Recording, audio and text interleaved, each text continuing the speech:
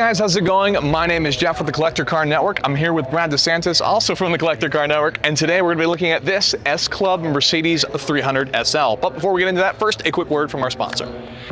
Today's AutoHunter Cinema video is brought to you by Land Air Sea. Keep tabs on all your valuable assets from the palm of your hand. Remember, with Land Air Sea, theft is temporary. Visit landairSea.com to order your Land Air Sea GPS unit for your classic vehicle. Okay, so today we're going to be standing in front of this S-Klub 300SL, which is actually based off an SLK 55 AMG, so like the 2002 version. That's the Roadster, correct? Yes. So one of the cool things about this is this has obviously the modern powertrain under what is a 1955 Mercedes-Benz 300SL fiberglass body.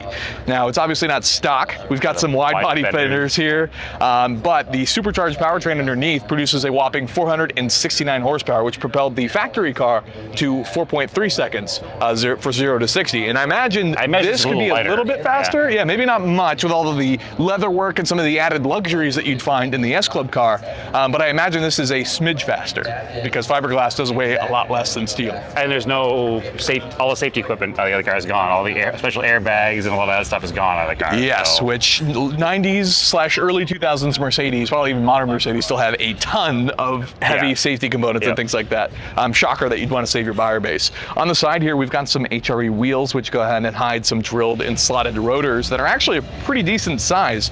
I don't know if those are factory for the SLK or not, but that's a pretty interesting component in addition to all of the added carbon fiber we have. It looks like a Brembo style caliper, so I assume it's the upgraded brake package as well. That's not the big brake disc for the car, but it could be. It is the AMG version, so. Yeah, that's true. That's true. It could have a lot of the factory components. So inside here, we have an awesome mix of what appears to be orange leather, but then we also have orange and black houndstooth. Yeah, the detailing with the houndstooth is interesting, because normally you see the seating surface done on houndstooth. Yes. Whereas this just has almost all leather detail seating surface with the houndstooth as a detail. So it's kind of backwards, but it works really well. It's thinking outside the box. They use it as sort of detail. It's even kind of tucked in behind the steering column on the steering wheel, which is a really interesting feature. It still has the Mercedes Select Shift automatic transmission in it.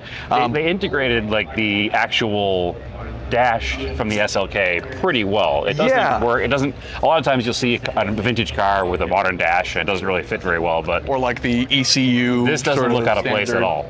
No, it looks really good actually. I think one of the cool things about that is you also get all of your modern amenities included with this, right? So you still have your air conditioning. You might have navigation, even depending on what this car was originally equipped with. But then it's also got some custom buttons that are specific to this car. So as we've seen with some of the other versions of the S-Klub cars, these have some other background lightings, and then we have the suitcases and even some booze in there, but the suitcases are integrated for the sound system. Yeah, I don't think the booze is such a great idea. I mean, there's a little bit container laws. Yeah, that. Keep it then if you're a car show, for sure. Yeah, I mean, I wonder what the rule of thumb is if you just fill that with brown liquid. You'd probably still get pulled over. You'd still get pulled over. Yeah, so maybe we'll ignore that one. That's not a great one. But coming around, we have some wide body fenders, and then we have the intakes that are normally for, I believe, the cabin sort of outside are now blocked with the fiberglass body.